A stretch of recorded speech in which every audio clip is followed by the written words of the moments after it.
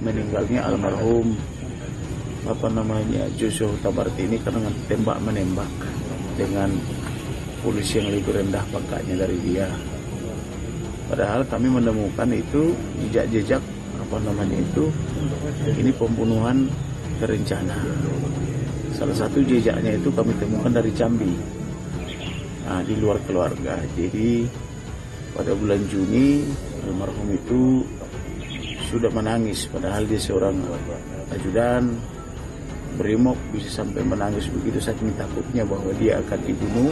Untuk memintai keterangan beberapa saksi yang dibutuhkan terkait laporan dari pihak pengacara keluarga korban Brigadir J.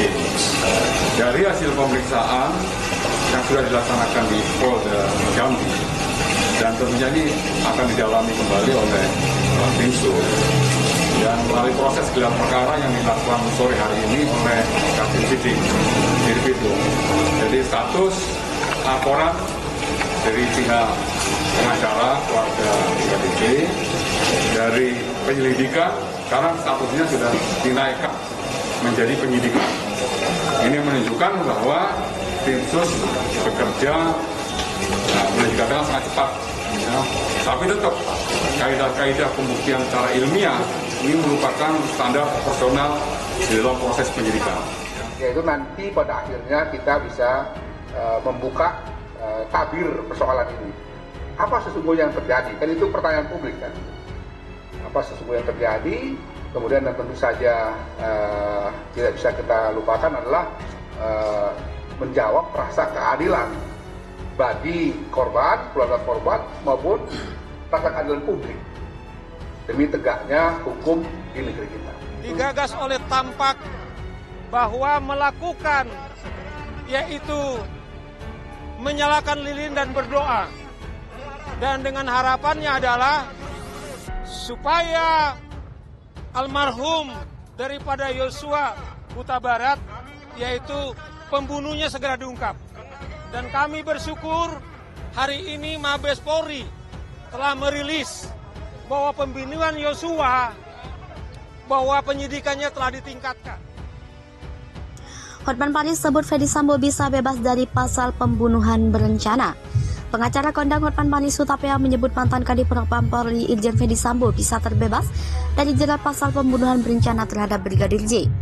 Hal tersebut disampaikan Hotman Paris saat menjadi bintang tamu program FYP di YouTube Trans 7 pada 23 Agustus 2022.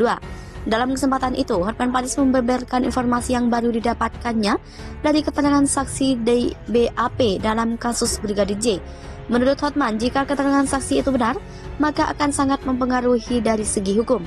Dari keterangan tersebut, pengacara Ferdy Sambo bisa mengatakan bahwa kliennya tidak melakukan pembunuhan berencana. Lebih lanjut, Hotman menyoroti soal keterangan yang menyebut bahwa Ferdy Sambo menangis setelah mendapatkan pengaduan dari sang istri Putri Candrawati. Hotman pun kembali menegaskan Ferdy Sambo bisa terlepas dari pasal pembunuhan berencana jika keterangan tersebut benar.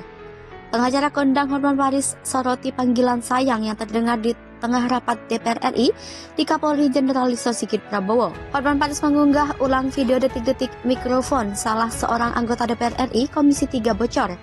Dalam video yang diputar terlihat Kapolri sedang mendengarkan interupsi dari seorang anggota DPR. Dalam video yang diputar terlihat Kapolri sedang mendengarkan interupsi dari seorang anggota DPR. Mendengar suara tersebut sontak ruang rapat riuh dengan tawa sejumlah peserta rapat. Anggota DPR RI yang tengah memberikan interupsi pun memastikan bahwa suara panggilan sayang itu bukan dari mikrofonnya. Diduga panggilan sayang itu akibat mikrofon bocor dari salah satu anggota DPR RI yang tengah menerima telepon. Hotman Paris pun ikut mengomentari hal tersebut. Bahkan Hotman Paris menyinggung soal buaya darat terkait insiden tersebut. Hotman Paris menuturkan bahwa dari kejadian ini, Komisi 3 DPR RI harus hati-hati dengan RUU KUHP terkait pelaporan orang tua terhadap anak orang yang berzina. Menurut Hotman Paris, rancangan pasal tersebut bisa menjadi senjata makan tuan untuk DPR RI. Hotman Paris juga menyinggung soal sosok suara yang memanggil sayang dalam rapat tersebut. Hotman Paris menduga bahwa wanita itu tengah janjian dengan seseorang di apartemen. Akhirnya terungkap sosok poluan yang menangis usai Fedy Sambo dipecat.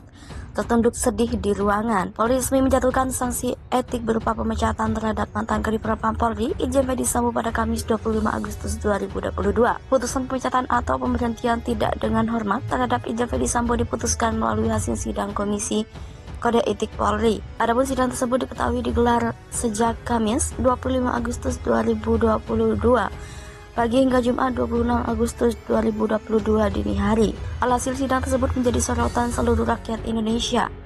Dari gerak-gerik setiap orang di ruangan sidang kode etik Fedy Sambo hingga hal-hal yang menjadi fakta persidangan. Tak hanya Fedy Sambo yang menjadi fokus, melainkan ada sosok poluan yang ada di ruang sidang. Ekspresi seorang poluan jadi sorotan saat Fedy Sambo meninggalkan ruang sidang Jumat 26 Agustus 2022 dini hari. Momen itu terekam disiarkan langsung saat pembacaan putusan pemberhentian tidak dengan hormat Fedy Sambo oleh Polri. Seorang poluan yang duduk di ruang sidang itu tampak mengusap matanya, diduga menangis. Belum diketahui aksi poluan itu apakah berhubungan dengan sanksi yang diterima Fedy Sambo. Tidak diketahui siapa poluan yang duduk di ruang sidang tersebut. Dilansir dari YouTube Tribun News, Jumat 26 Agustus 2022, usai dipecat dengan tidak hormat, suami Putri Candrawati itu sempat membacakan permintaan maaf. Permintaan maaf itu ia tujukan pada para jenderal senior dan rekan-rekan polisi yang ikut terdampak pada kasus pembunuhan Brigadir J. Usai membacakan permohonan maaf itu, Fedy Sambo lalu meninggalkan ruang sidang untuk kembali ke ruangan tahanan tempat dirinya diamankan.